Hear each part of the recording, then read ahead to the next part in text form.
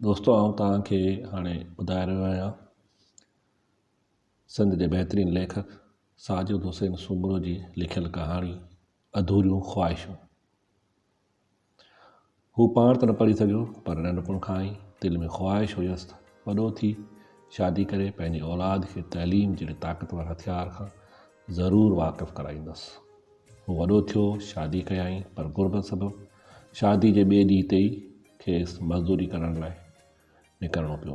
वीचारे सलीम ते दोस्त मिट माइट संगती साथी खिलबो कंदे ई चवणु लॻसि त यार तो त अञा कल्ह ई शादी कई आहे, फ़िलहालु त महीनो खनि घरनि खां ॿाहिरि ई न निकिरी आहे ऐं आराम सां वेही असांजी भाभी खे वक़्तु ॾे। जंहिं ते सलीम जी अखियुनि मां लुड़क किरी पवनि था ऐं हल्का सुॾका भरींदे दोस्तनि खे चवे थो, यार मूं वटि त एतिरा पैसा ई न आहिनि जो मां 2 ॾींहं वेही आराम सां खाई पी सघां।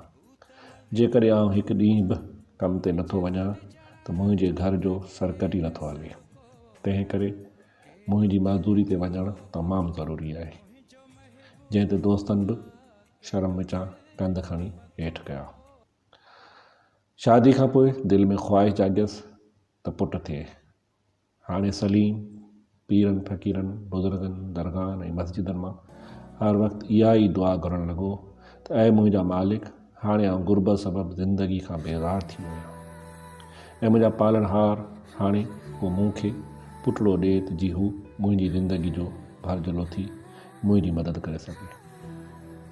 कुदरत अलाह जी शादी जे 4थे महीने खां पोइ संदसि घरवारी उमेद सां थी वई।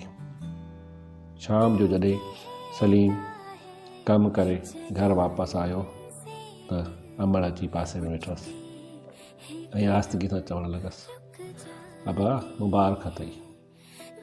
जंहिं ते सलीम जवाबु ॾींदे चयाईं, ख़ैर मुबारक अम्मा, पर मुबारक छाजी पई ॾी? अमड़ चवणु लॻसि, पुटु मुंहिंजी नुंहुं उमेद सां आहे ऐं तूं हाणे जल्दी पीउ थियण वारो आहीं। हिन जॾहिं इहा ॻाल्हि ॿुधी तॾहिं हिन जी ख़ुशी जी का हद ई न रही।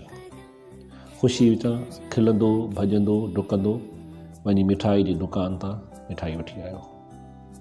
मिठाई वठी घर पहुतो त अमड़ खे चयाईं, अम्मा हाणे हीअं कर जो ही मिठाई प्यालनि में विझी सॼे ॻोठ जे हर घर खे ॾेई अच। हाणे हिन घरवारी जी डिलीवरी लाइ पैसा गॾु करणु शुरू कया। 9 महीननि खां पोइ हिन जी घरवारी खे डिलीवरी जा सूर थियण लॻा ऐं उन ॾींहुं इतफ़ाक़ सां सलीम बि कम तां जल्दी वापसि मोटी आयो ऐं बर वक़्तु ई पंहिंजी ज़ाल खे लेडी डॉक्टराणी ॾांहुं खणाए वियो। जीअं ई अस्पताल पहुता त लेडी डॉक्टराणी चेकअप करण खां पोइ खेसि चयो त तुंहिंजी घरवारी जी अॼु ई डिलीवरी थींदी, पर उन लाइ वॾो ऑपरेशन करिणो पवंदो, छाकाणि जो पेट में ॿार बि पासीरो आहे ऐं तुंहिंजी घरवारी खे खून जी बि काफ़ी कमी आहे। डॉक्टराणी हिन खे चयो त हाणे वक़्तु न विञायो ऐं जल्दी कयो, खून जो बंदोबस्तु कयो। हू वीचारो पंहिंजी घरवारी ऐं अमड़ खे अस्पताल में ई छॾे रत जे बंदोबस्त लाइ पंहिंजे दोस्तनि ॾांहुं राही थियो। आख़िरकार काफ़ी भॼ डुक खां पोइ ए पॉज़िटिव ग्रुप जो खून बि मिली वियसि। डॉक्टराणी खून जो थेलियूं हणी चंद कलाकनि खां पोइ ऑपरेशन शुरू कयो। सलीम परेशान हाल में ऑपरेशन थिएटर जे ॿाहिरां ई दुआऊं घुरंदो रहियो त ख़ैरनि सां ऑपरेशन थी वञे ऐं नेठि कुझु टाइम खां पोइ ख़ैरनि सां ऑपरेशन थी वियो। एतिरे में ऑपरेशन थिएटर मां नर्स हथनि में ॿारु खयो। खिलंदी खिलंदी तकड़ी अची सलीम वटि पहुती ऐं खेसि चवणु लॻसि, अदा मुबारक हुजनई, अल्लाह पाक अव्हांखे पुटु अता कयो आहे। सलीम पंहिंजे नंढड़े पुट खे हथनि में खणी उबड़े नियारे चवणु लॻो त शुक्र मुंहिंजा मालिक। एतिरे में नर्स सलीम जे हथनि मां ॿारु छॾंदे चवणु लॻी, पहिरियों मूंखे मिठाई जा 1000 रुपया ॾियो त पोइ ॿारु ॾींदसि। सलीम ख़ुशी विचां 1000 जी जाइ ते नर्स खे 2000 कढी ॾिना ऐं नर्स ख़ुशि थींदी रवानी थी वई। कुझु ई ॾींहंनि खां पोइ अस्पताल मां डिस्चार्ज थी घर पहुता 7 ॾींहं ते छठी करे नालो रखियाऊंसि असलम। सलीम जॾहिं शाम जो थको टुटो अची घर पहुचंदो हो त पंहिंजे नंढड़े पुट असलम खे ॾिसी थक ई लही वेंदा हुयसि। मुसलसल ईअं सिलसिलो हलंदो रहियो। असलम बि आख़िर पढ़ण जी उमिरि ताईं अची पहुतो। सलीम जी ख़्वाहिश हुई त मुंहिंजो पुटु पढ़ी का सुठी नौकरी वठे। सलीम पंहिंजे पुट खे ॻोठ जे वेझे स्कूल में दाख़िल करायो। असलम 5 दर्जा पंहिंजे ॻोठ मां ई पास करे 6 दर्जे में शहर जे स्कूल में अची दाख़िला वरिती। 6 दर्जे खां वेंदे 10 ताईं शहर जे स्कूल में ई पढ़ियो। असलम होशियारु शागिर्द थी उभरियो। हर भेरे पोज़ीशन हासिलु कंदो हुयो। 10 पास करण खां पोइ साॻिए ई शहर जे कॉलेज मां दाख़िला वरितई।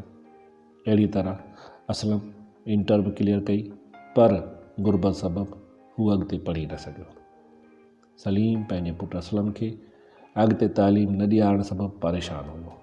असलम खे चयाईं, पुटु माफ़ु कजांइ, आउं ग़रीब आहियां, उन लाइ तोखे अॻिते नथो पढ़ाए सघां।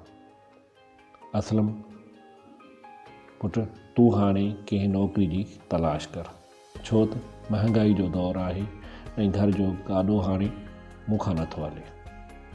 असलम खे साथ ॾींदे चयसि, बाबा परेशान न थियो, आउं अव्हांजो ई भरजड़ो थींदसि। असलम नौकिरी जा कागज़ ठाराए मुख़्तलिफ़ शोबनि में जमा कराए ईंदो हो ऐं आख़िर हिकु ॾींहुं असलम जी बि अला ॿुधी वरिती।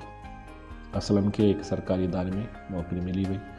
नौकिरी जी ख़बर जॾहिं वालिद सलीम खे पियसि त हिन सोचियो बसि मुंहिंजूं ख़्वाहिशूं पूरियूं थी वियूं। असलम बि नौकिरी जॉइन करे वरिती ऐं 29 ॾींहंनि खां पोइ मोबाइल ते मैसेज आयसि त कांग्रेचुलेशन, तव्हांजी पघार जारी कई वई आहे, जंहिं महिल बि दिलि चाहे नेशनल बैंक मां कढाए सघो था। असलम जे दिलि बाग़ वहार थी वई। असलम बैंक मां पघार जा 25,000 कढाए घर जे खाइण पीअण जे सामान समेत पंहिंजी घरवारी ऐं अमर जा कपिड़ा वरिता ऐं बक़ाया पैसनि जो सोचियाईं त हीअ पैसा बाबा खे ॾींदसि। सामान हथ में खणी जॾहिं किराए वारे रक्शे ते घर वापसि वञणु लॻो त ओचितो ट्रालर ऐं रक्शे में आम्हूं साम्हूं ज़ोरदार टकर थी पियो। उते मौजूदु माण्हुनि ॿिन्ही ज़ख़्मियुनि, रक्शे ड्राइवर ऐं असलम खे खणाए इस्पताल पहुचायो। इस्पताल पहुचणु शर्ती मालूम थियो त असलम ज़ख़्मनि जा ताब न सहंदे दम धणिया वाले करे छॾियो। अहिड़ी ख़बर जॾहिं वालिद खे पवे थी त हू बि पुट जे सदमे में फ़ौत थी वञे थो। बस दोस्तों, इहा हुई कहाणी अधूरियूं ख़्वाहिशूं।